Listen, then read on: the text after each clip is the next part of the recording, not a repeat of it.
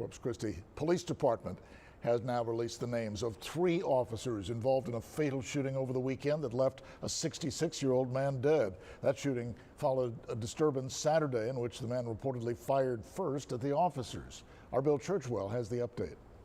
Pictured here are officers Jesus Torrebiantes, Officer Jacqueline De Leon, and Officer Adrian Guerra. The 3 have been placed on administrative leave, which is standard department policy. Police say the officers responded to an early morning disturbance Saturday on the 5300 block of Bonham Street near Carroll High School.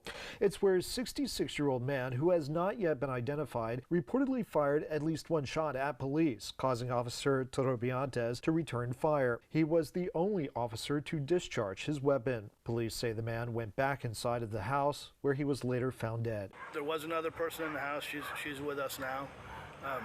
Nobody else is injured, thank God. The officer's fine, so we'll work our way through this. As you know, our standard protocol, the officer will go on administrative leave. We'll review our policy, our practice, our training.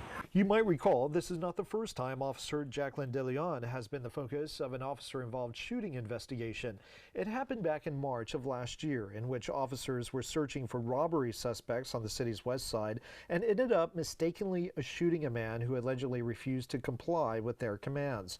De Leon was not the officer who discharged their weapon in that case. Meanwhile, the investigation continues into this latest officer-involved shooting. All 3 officers have combined experience of 5 years within CCPD. Bill Churchwell, 3 News.